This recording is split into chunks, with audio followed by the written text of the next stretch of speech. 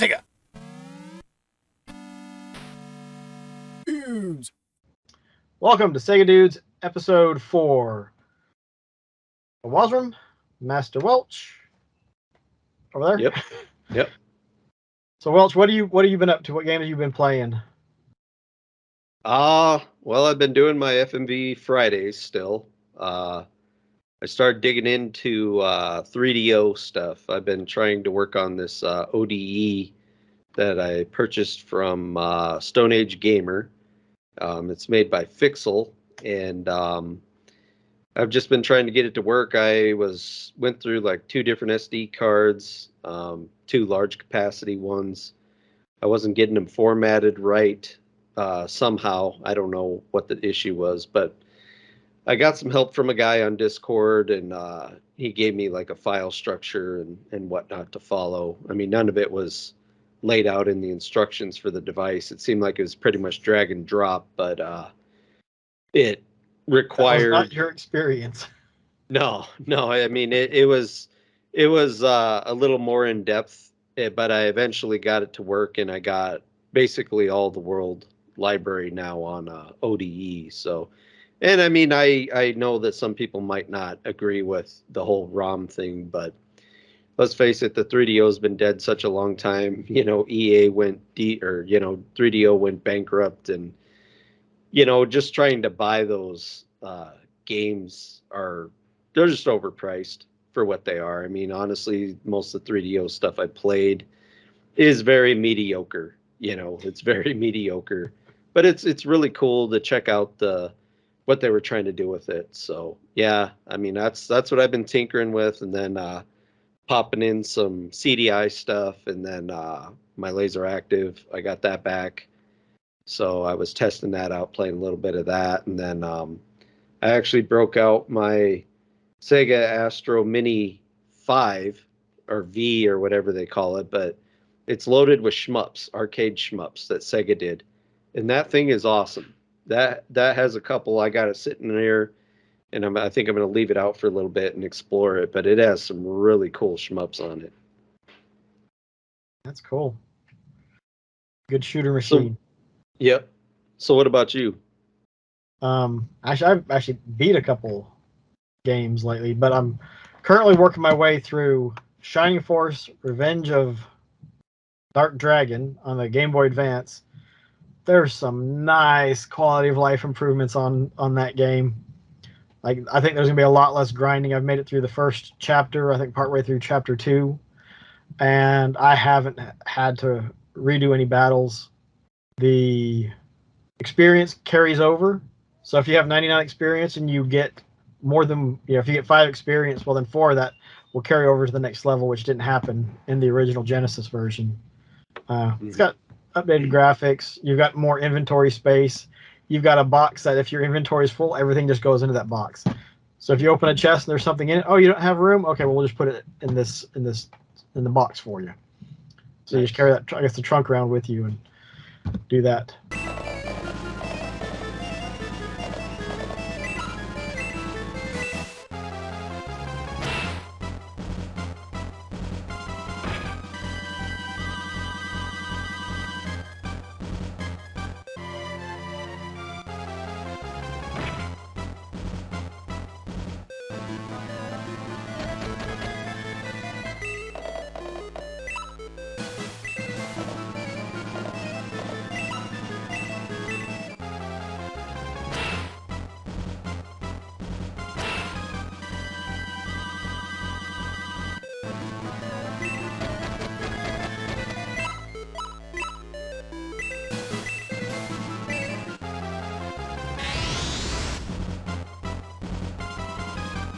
But I was playing on my Xbox 360 a game called Crimson Alliance, hack and slash game. That was pretty fun. I think it'd be, you can have up to 3 players co-op. I was like, hopefully I can do that at some point, because I think that would be a lot of fun.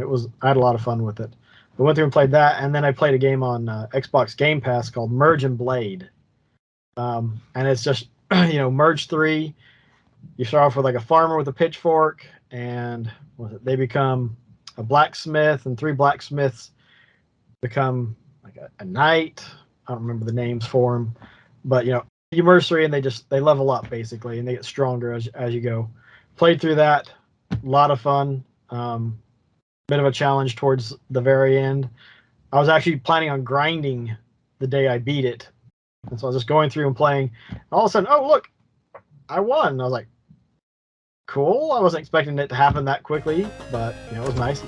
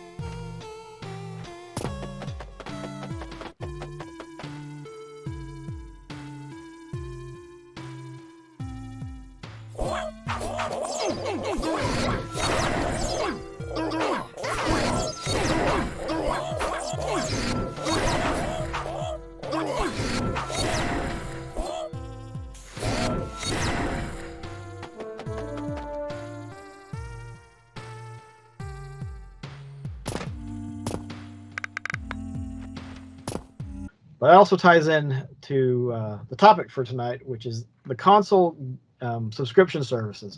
I almost said Game Pass services, but it's not. It's a subscription services, of which we've got Game Pass, PSN, and then the Switch has Nintendo Online.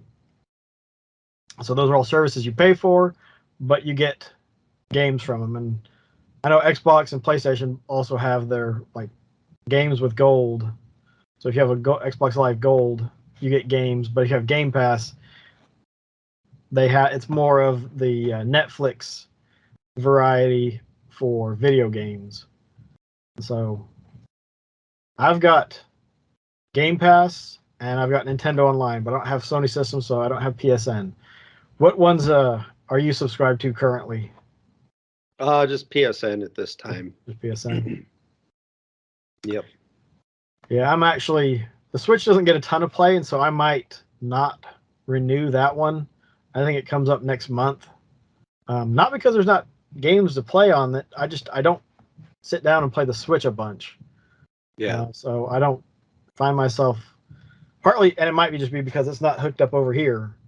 Whereas the Xbox, the 360's downstairs, but the Xbox One and the Series S are right here, and so I can just pop them on and play. And actually, that's how I found Merge and Blade. I was just looking through the recent editions. I was like, oh, Merge and Blade. The Merge games can be fun. Let me try this out. And yeah, for the next 3 or 4 days, that was pretty much like what I played. Yeah. Yeah. One other subscription service that I'm definitely thinking about getting on board with, though, is, I got the Polymega console. Yeah. Polymega put out a tweet and in their Discord, they're going to be putting together a subscription service which allows you to upload all your games you put onto your Polymega system, or part of that service as well is you can actually use your computer as the Polymega, which is, kind of goofy. But I feel like it'll fill the gap for people who have not got their consoles yet. I mean, they're at a 2-year backlog still. It's been like that since the beginning, and they're trying to figure out a way to get the software program of the Polymega in everybody's hands, and then they want to do the subscription to where, if you load your disc games off of your computer to the Polymega service, the Polymega service will allow you to play all your library on connected devices. Let's say, I'm not totally sure how it's going to work because they're just now starting beta sometime this month. I haven't heard anything yet, but supposedly beta is going to start this month.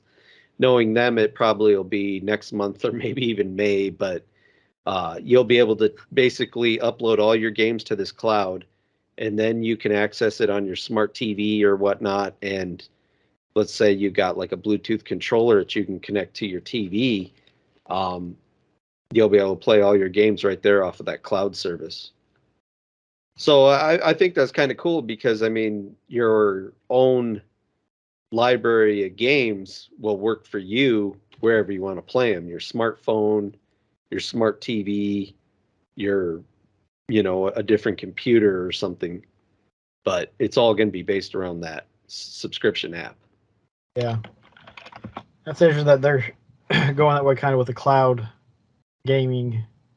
Is what it sounds like. Is more? It's more like cloud gaming because, like with Game Pass, you can stream to a TV that has it, or you can stream to your like a cell phone and play your games on a cell phone or on the TV. I'm not actually sure how the TV system works, but I tested it out on my phone. I was like, oh, okay. There were some ups and downs with lags, and I wasn't playing a super graphic intensive game. It was more of a retro style game.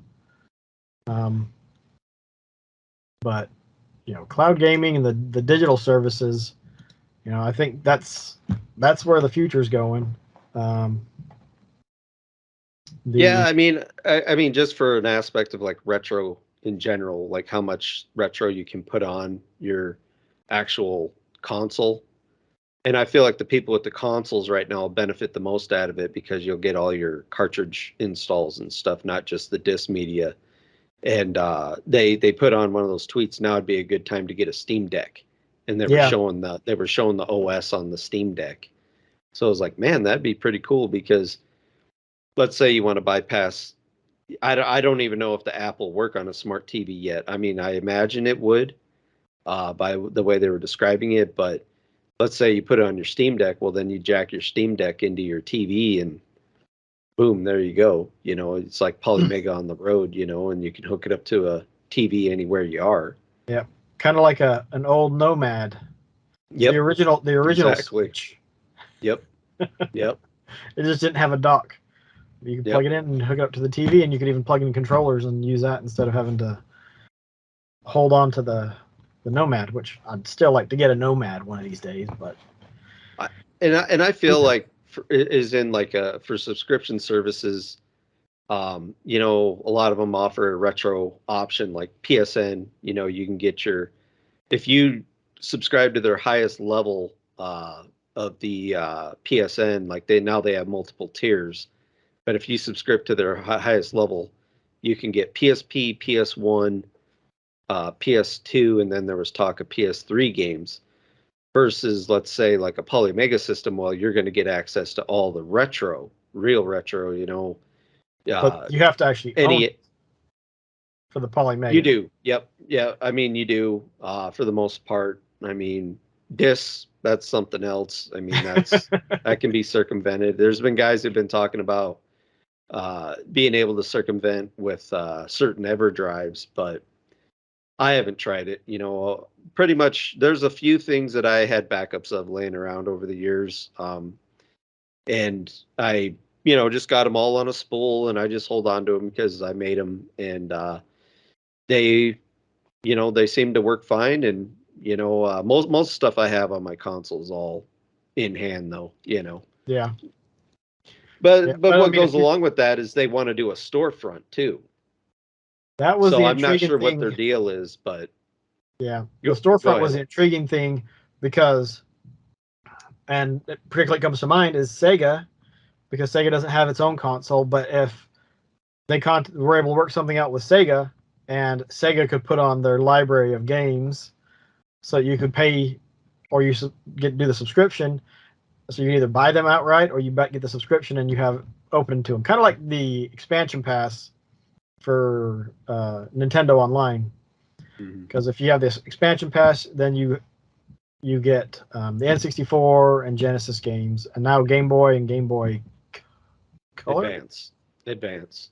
Because I've seen that they were doing Game Boy Advance and Color, or Game Boy Color and Advance. Yeah. So, which I haven't got the expansion, just because I don't think like I would really get because I don't play it a ton. I don't think I get a bunch of use out of it. When the library gets bigger, it'll be nice. Game Pass on the Xbox, there's always over 100 games, and now it includes EA Access. So EA throws games on there as well. And so, I mean, there's a good selection. There seems to always be something worth playing, something at least to check out. Actually, one of the games I downloaded this past weekend after I beat Merge and Blade, I was like, well, what do I do? So I went through and I was looking. I was like, well, I think I've seen some videos of people playing Hot Wheels Unleashed, and that seems like it's an arcadey style racer that I might be able to handle. And so I've played it. I've gone through probably 12.5 missions and had some fun with it. I think I would like it to be a little bit more arcadey because I haven't figured out the drift just yet. And so I'm always drifting and then hitting the side. Sometimes the car goes up on its side. Sometimes it'll go over. Sometimes I jump off. And it often never. But as soon as it happens, you hit Y, it resets you, and you go. And I think I'm playing on easy, which as a non-traditional racer, I said that just because I don't like the real. I can't. I've never been able to get a grasp on the realistic racers. So something like that. I mean, I'd love for another a real Burnout game to come out. Paradise Island was fun, but it was no Revenge or Burnout 2. Game Pass doesn't exactly always have a retro selection of games. But I've got retro style, like Dead Cells. Oh my gosh, that game's so great. I wish the new Castlevania DLC was on it. But I'd like to, and I guess that brings up a question: is do you think that what you get from the PlayStation Network is worth what it costs? Right now I just subscribed to the basic tier. I haven't pulled the trigger for that $100 a year subscription yet, but I think that could possibly be worth it for the PSP, but I've just been too absorbed with other things to even really be concerned about it. I mean, I have a ton of, the new releases that is on a backlog, because it's like, man, I don't know what it is about retro, man. I just like the fact that it's just more, I feel, satisfying time-wise. You don't have to dedicate a whole bunch to do most of the games. I mean, RPGs, that's one thing, but a lot of these games, you'll do stuff and then it almost seems like it repeats, and they just add different events. And the whole open world genre has just, it's a good experience. But I mean, I've played so many open world games over the years that it doesn't really intrigue me anymore because I've already done it, and it's always cool to do it again, but I have to just be in the mood for it. I don't know, man. Like me and my PlayStation stuff has just been down. I'll get on there and play. What's the last one I played? It was like Raiden 6 Mikado edition or something, which was a remix of it. And that was released on, man, I want to say PS4. I had it on PS4 as well, but this newer version, I was like, all right, I'll do it. And I played that through a few times, a shmup, and then I played, what the heck was that one? What, the cowboy game, Evil West. Evil West. I made sure to go through and play that completely.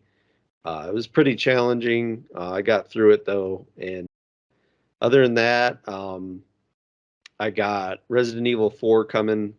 I'm going to probably do a playthrough on that, but I also have Metroid on the back burner. I'm not much of a Switch guy, but I did say if it was a Zelda or a Metroid game, I would probably buy it. I haven't held true on the Zelda games yet, but I probably will one day, if I can ever find a copy for cheap. And then Metroid, though, that's definitely on my radar to play. So I need to get that done.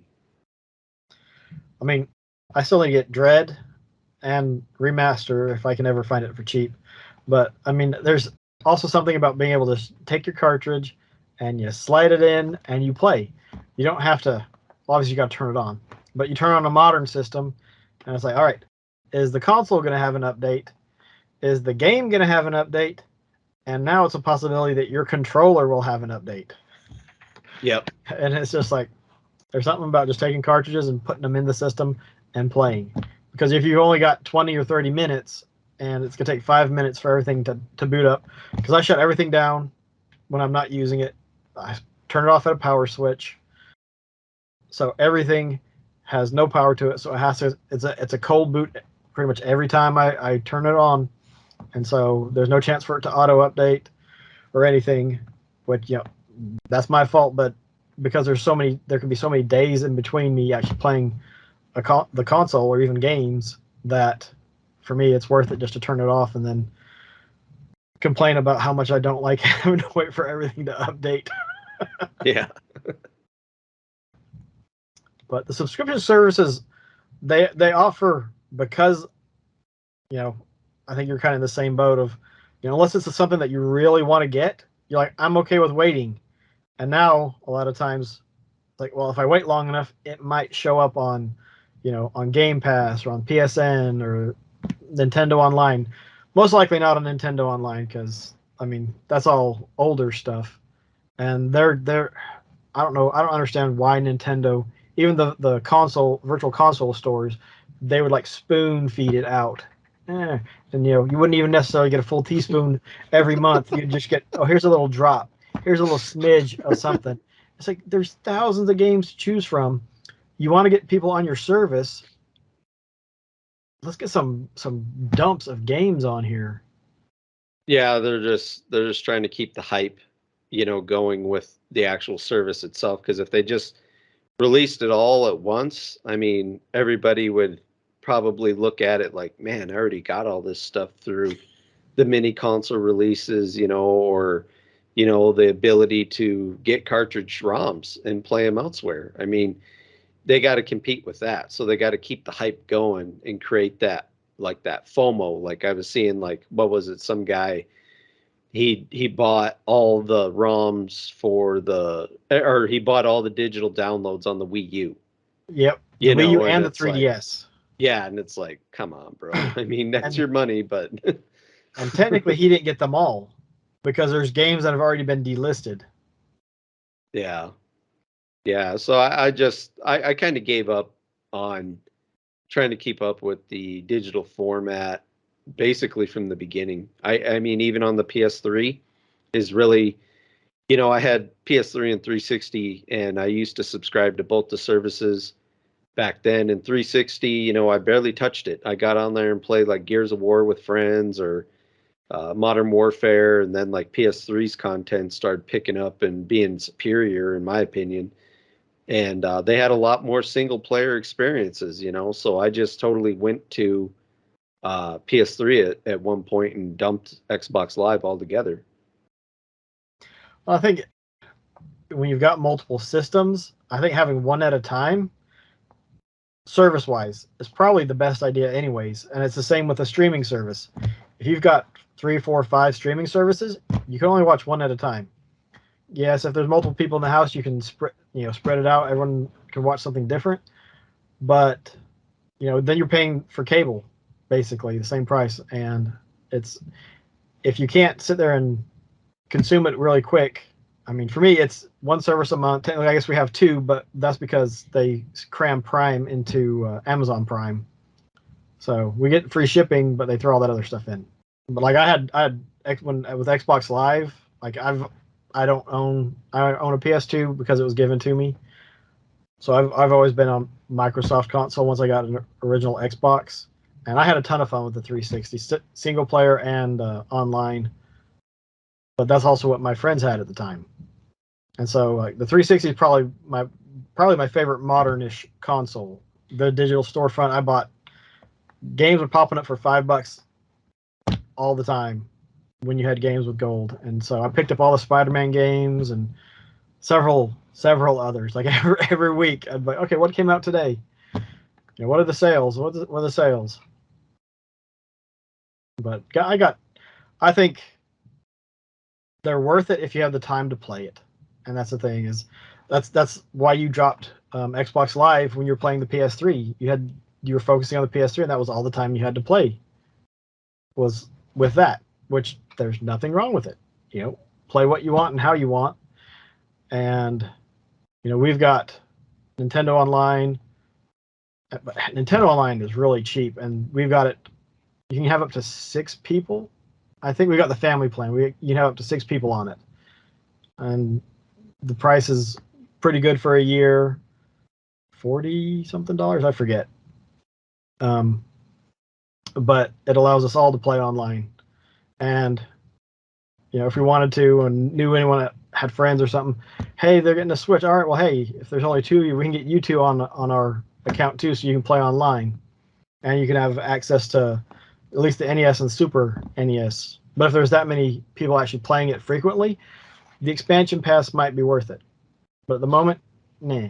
And the same with similar thing with Game Pass, because you can get Game Pass Ultimate, because then you get Xbox, you get 360, you get Xbox One, and you get PC games, and so you can play it on anything. And some of the games have cross-platform play, and will also continue your save either on the PC. You can go from the PC and straight over to the Xbox and start playing it, and pick up where you left off, which is it's a neat feature. I'm hoping that more games do that, even if it would be great if it could be between Xbox and, well, we won't say the Switch because the Switch isn't powerful enough to play a lot of that stuff, but we go between Xbox and PlayStation. The cross-platform play, I think, in combination with the digital services, going to be awesome.